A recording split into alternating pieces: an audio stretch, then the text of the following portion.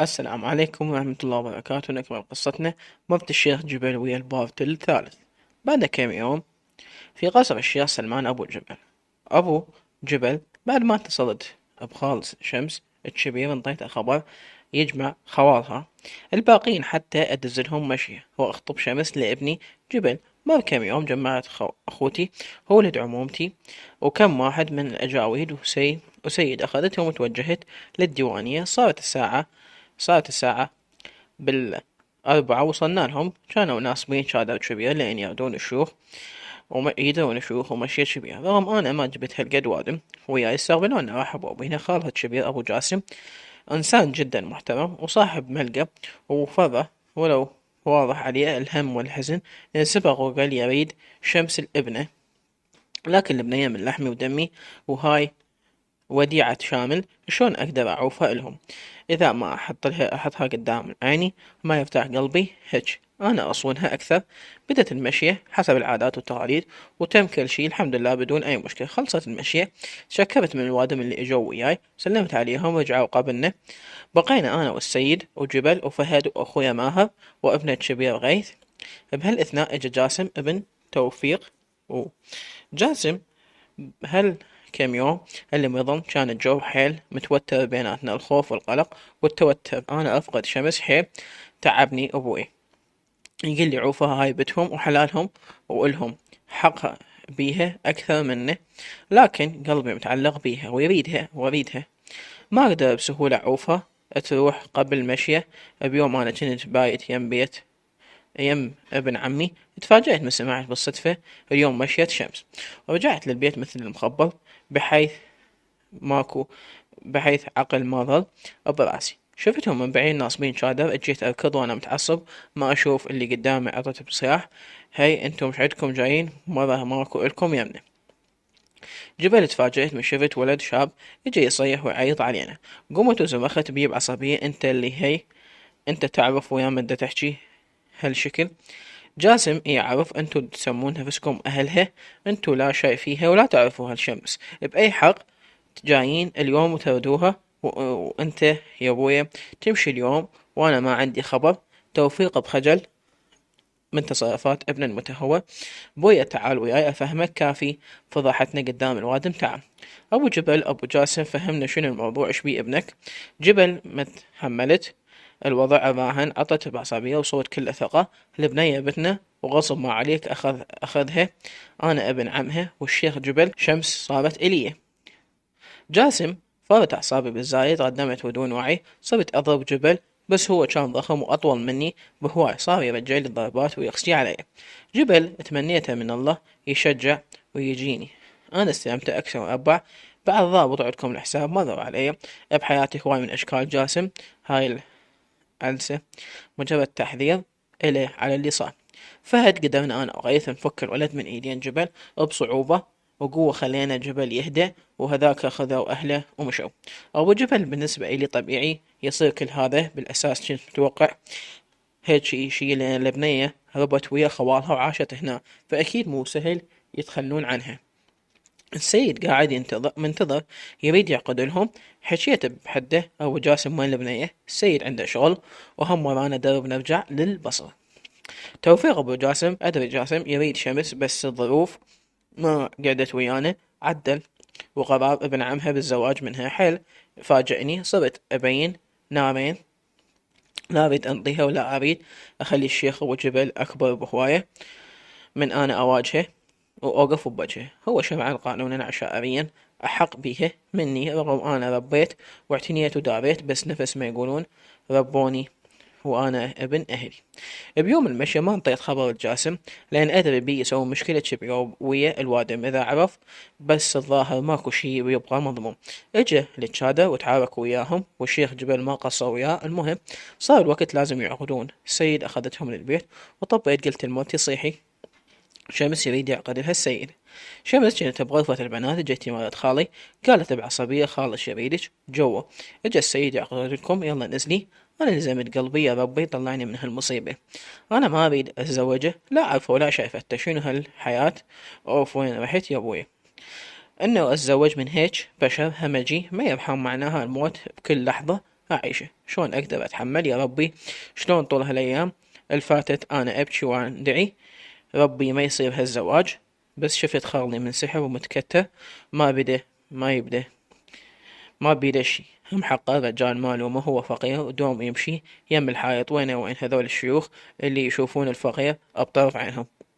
لبست عباتي ونزلت جوا، أحس رجلي ثقال، مو مو يذبح بذيك القوة حتى يشيلني من القاع. كان خالي منتظرني بالباب، أشوف الدمعة تلمع بعينه. قلت له خالي عندي يمك طلب واحد حتى أحل أحلك وحلك وأوهبك من كل شي أبو جبل. دخل علينا أبو جاسم وهو يقول: توفيق شيخ أبو جبل، البنية تريد تشوفك وتحكي وياك قبل لا يعقدون. أبو جبل قمت من مكاني وقلت له أنا جاهز، بس سوي لي طبيخ دقائق وصاح لي اتفضل. دخلت دخلت اكو صالة صغيرة ما معزولة، كانت قاعدة بنية مقبعة يعني لابسة عباءة عيونها حمر، ايديها وحدة تصير تعصر بالثانية من التوتر. اجيت قعدت مقابلها ووكلت امري: يا بنيتي. شمس الشيخ جبل مبين خلوقه محترم، هيئته ونبرة صوته تنطي شوية امان. حكيت بصوت يرجف: عمي أنا أعرف أنه ماكو مفر من هالزواج سواء وافقت أو رفضت. هو أبو جبل بالاستفهام هو يقاطع كلامها: وليش ترفضين يا بعد عمك؟ وليدي جبل زلمة من ظهر رجال وشيخ متعب متعب والمثل ما ينرفض. شمس بارتباك بلعت ريقي بصعوبة وقالت: عمي أنا أريد أعرف كل شي. ليش جدي طرد أبوي؟ وليش أنتو ما كنتو بحياتي قبل هاليوم؟ وليش هسه بالذات بهذا الوقت انتو اجيتوا بحياتي؟ ابو جبل البنية مبينة صغيرة لكن عقلها اكبر بهواي من عمرها. والله والنعم من تربيتك يا شامل. مفاجئني فضولها ما يفاجئني فضولها بهالمواضيع. قلت اكبر عقلي وماشيها، بديت اشرح لها اللي صار بتفاصيله لحد ما كملت.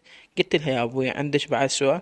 شمس ما ادري، يا جرح اعالج ويا جرح اعوفه. شابوي المسكين عاش كل هذا الظلم والحرمان.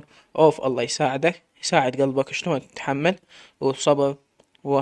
وهسه جايني اهله على الحاضر يردوني مرة لابنهم. سلمت امر لله لان ما عندي غير جواب، وجاوبت توكل على الله. ابو الجبل رجعت للديوان، قلت للسيد توكل على الله.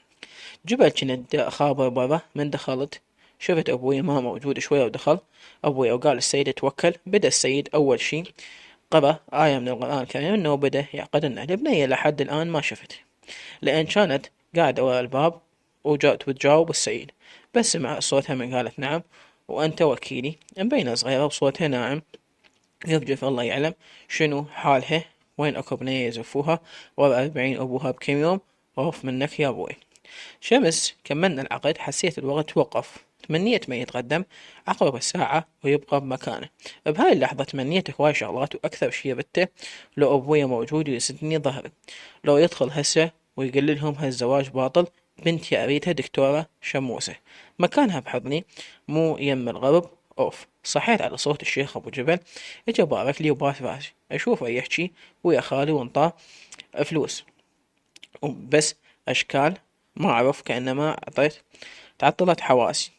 بكل لحظة ركضت للغرفة الفوق وفضتها ودقيت بواتشي.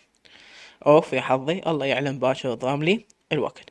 أبو جبل كملنا العقد، باركت للجبل وشمس، انطيت توفيق مبلغ من المال حتى يجهز لها الشغلات اللي تحتاجهن. بعد عروس وخاف تشتري لها شي. اتفقت وياي يومين واجي اخذها للبصر. جبل باركولي ابوي وعمي وابنه واخويا فهد، وانا اصلا ما حاسب نفسي عريس ولا حاسب هالشي بداخلي. غرفت من نفسي لين دخلت دوامة ادري ماكو خلاص منها. ما اقول بس الله يعينك يا شمس على ما ابتلاك بي. رجعنا البصرة لقيتني امي معصبة وما تحاجة الذب الصوج كله بيه. عبالك انا عاشقة رحت تزوجت؟ انا غلست لان صدق مالي خلق اجاوب. صعدت لغرفتي، طلعت ملابس وطبيت للحمام. كملت السبح، طلعت بدلت ملابسي. اندقت الباب صحت: تفضل. غصون هلا جبل، شخبارك؟ جبل بخير وانتي؟ غصون بارتباك وهي تفرك بيدها تخاف من ردة فعل جبل. خويا جبل اريد ابارك لك لان اليوم عقدت. جبل موعثة مبينة متوترة وخايفة. ما بدت أكسر بخاطره، قلت الله يبارك بيج. غصون افرح جبل إن شاء الله تكون شمس خير عليك وعلينا. عفته وطلعت لين أدري جبل طبعه صعب، وعارفه ايش قد متعلق بالمرحومة مالته. جبل أنا طبعي ويا خواتي جاف، يعني صح أحبهن وأخاف عليهن، وش حد اللي يدوسلهن على طرف، لكن بنفس الوقت أنا ما عندي ميانة وياهن. أول شي فارق العمر بيننا كل كبير، وثاني شي أحب أن يكون احترام، وأن الأخت تسوي حساب الأخوها وتخاف منه. بالنسبة للغصون فهي أكثر وحدة مغربة إلي بالبيت، أحسها تفهمني وتتمناني كل الخير. شمس بغيت حابسة روحي وأبكي، إلا أن سمع الصوت عياط وصراخ. فتحت الباب نزلت مثل المخبلة، شفت جاسم لابس دشداشة كلها دم ووجهه مورم وشادين راسه بالشاش. خالي قاعد بالزاوية ومهموم، ومرت خالي تدق وتلطم، دارت راسها صارت عيني عليه، عاطت بيه بحده. أم البلاوي نزلتي تشمتين بيه؟ أوف ولد شمس، سوينا لك ما قلتيلي؟ شمس ويتهاش تشهاق بالبواكي. أنا والله آسفة. أم جاسم وليدي الوحيد صار فترة مهموم وضايج بسبب موضوع شميسة، وأنا أضمن بقلبي وأسكت. بس من شفته بهالحال مت ما تحملت، فقدت أعصابي، وخاصة من شفت شميسة واقفة قبالي. صعدت جريتها من شعرها ودفعتها حيل، قلت لها انتي كل البلا بعده ما خذاك وهيك سوى بوليدي جاية ما اخذت شو تسوين؟ توفيق اتركيها، ما لها علاقة. شمس شعليها ليش تحطين اللوم بيها؟ اصعدي شمس لغرفتك يلا. شمس صعدت اركض للغرفة شوية وجنب بنات خالي، هم قامن ياكلن براسي كله بسببك ورجلك ضرب اخونا، وهم زين ما موته. حسيت الدنيا بكبرها ضاقت بعيني. يا ربي وين اروحن والمن التجئ؟ شو اسوي؟ أروحي حتى ارتاح واخلي هالوادم هم ترتاح. ذني اليومين مرن علي عبالك سنتين، بقيت حابسة روحي فوق وما نزلت هواية. طبعا خالي انطى فلوس المرته حتى تشتري لي جهاز العرس، بس هي ما قبلت وخذت، قالت تودي جاسم للدكتور لان ضربته ضربته هاي بسببي، بسبب خالي ما قبل. بس مرته شخصية قوية وهي اللي حاكمته. ابو جبل بويا فشلة من الوادم، اروح بوحدي اجيب المرش اقول لكم.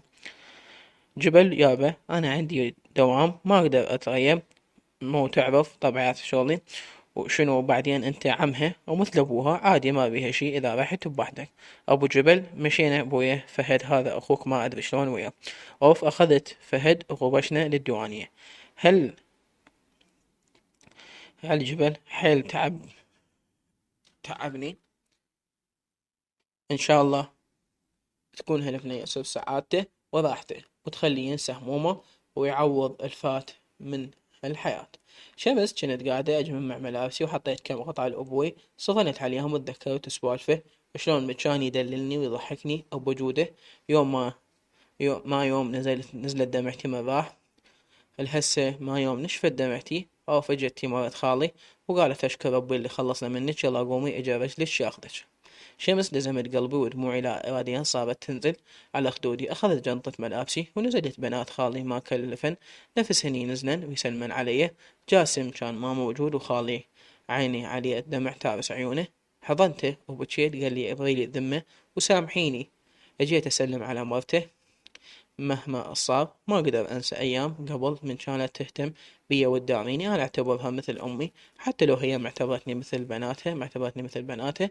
دفعتني وقالت روحي إن شاء الله بلا رجعة، دمرتي وليدي وكسرتي قلبه، الله لا يشوفك السعادة والراحة طول عمرك. شمس بلعت هضمتي وطلعت حتى بدون ما أنطق بحرف. معقول الإنسان ما مفضوح هالقد موقف واحد كفيل انه يراويك وجه الحقيقي. ما اقول لكم انا ملاك وسامحتها، بس كنت متفهمة خوفها وحزنها على مود ابنها. بس ما متوقعت كل هالحقد والكره بقلبها. عفتهم وطلعت، شفت الشيخ ابو جبل ويا رجال شاب ما ركزت بيه. لفيت روحي وصعدت بالسيارة. انطلقنا والوجهة للبصرة، سلمت امري لله وتوكلت.